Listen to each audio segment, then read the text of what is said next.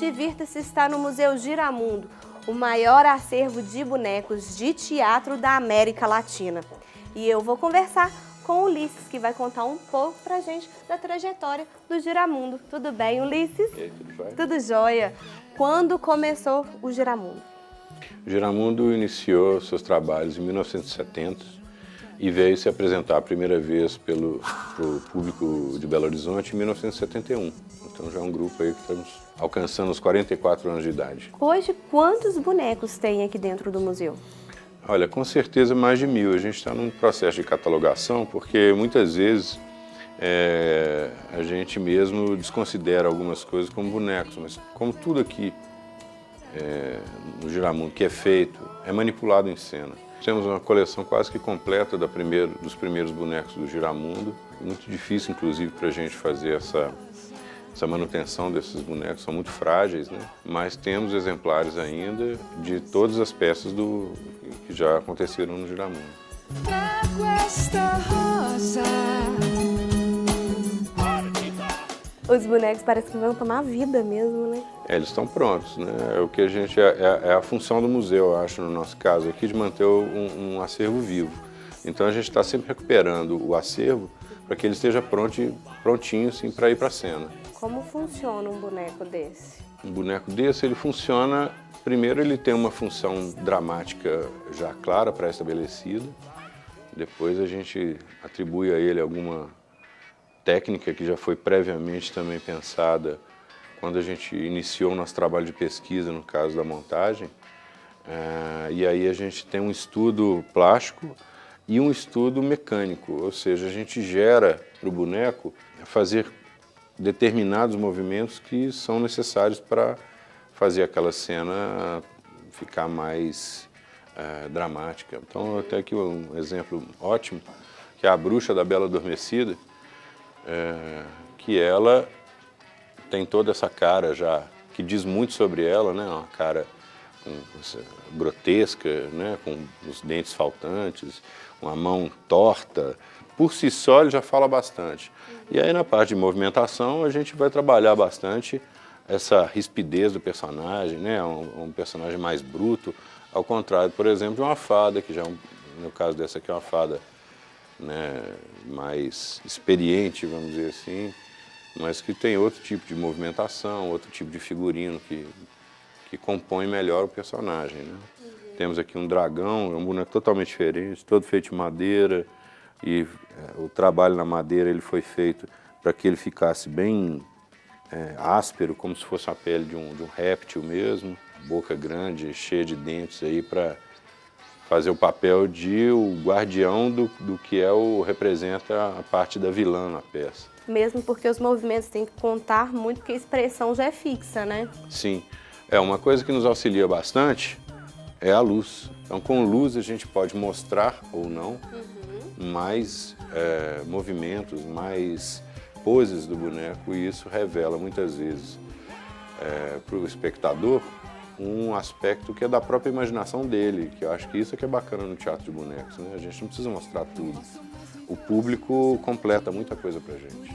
Então um boneco muitas vezes leva você para um campo fantasioso onde você termina aquela fantasia. Então, vamos mostrar na prática como funcionam esses bonecos? Vamos. A gente tem um pedacinho ali do baú de fundo para mostrar um pouquinho para vocês. Então vamos ter uma aula de bonecos. O indiscutível espetáculo!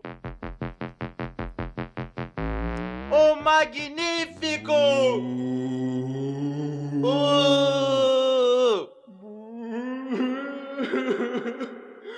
É o fim de tudo! Engano seu, isso é o começo! Eu cheguei agora e neste baú, senhoras e senhores...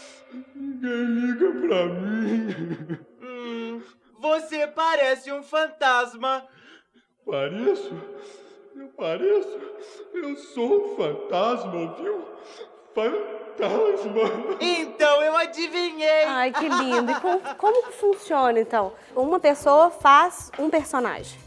Tem bonecos que às vezes a gente precisa de mais de uma pessoa para boneco. Então, muitas vezes o boneco tem mais mecanismos para se expressar, então às vezes tem uma pessoa para lidar com as mãos, outra pessoa para fazer o conjunto da cabeça e corpo.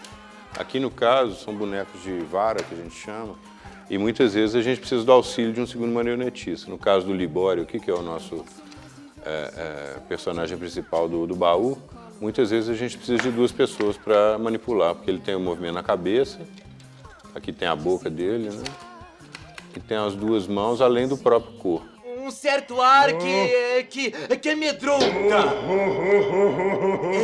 que causa medo, terror, horror. A gente tem a cruz aqui, que é o controlador do boneco, e ela tem uma distribuição dos fios correspondentes a partes do boneco que a gente quer mover. Então a gente sabe que aqui na frente tem o movimento das mãos, temos aqui o movimento das pernas, e aí a gente vai acrescentando fios para fazer alguns movimentos específicos, né? Então tem, por exemplo, esse boneco aqui, ele tem um fio que sai do calcanhar para ele fazer uma pose de dança.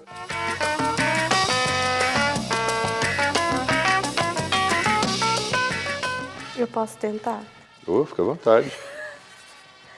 Como começa a aula? Eu acho que o marionetista tem que perseguir no começo é criar um boneco que esteja sólido, né? Que ela consiga olhar, que ela consiga andar. Ai, gente, pelo menos andar eu... eu fico... Oi? Tem que abaixar um pouquinho. Ela tem que estar no chão. Não adianta ela ficar voando, né? Isso, mas aí já... Aí, ó, pelo menos andar ela anda. Fez a bonequinha andar. É um começo.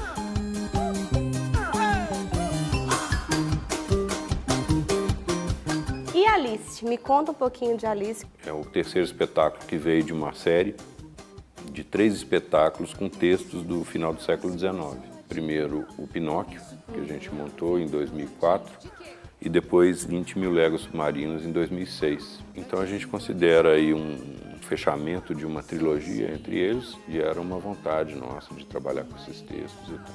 E sem falar que a Alice tem a voz da Fernanda Takai, né? Pois é, foi feito um convite, a Fernanda aceitou, ela gravou a Alice fazendo o papel de Alice, né, gravando conosco.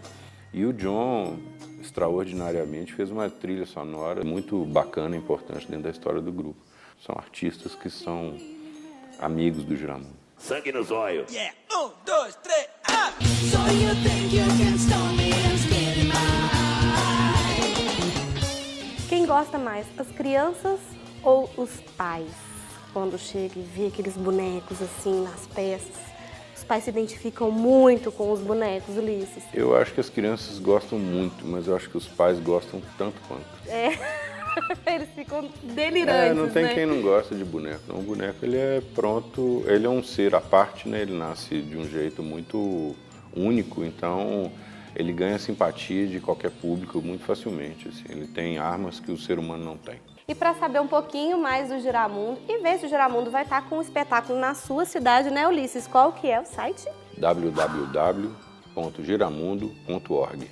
É isso mesmo, e não esqueçam, dia 31 aqui na Virada Cultural tem um espetáculo. Um baú de fundo, todo mundo convidado. Você me assustou!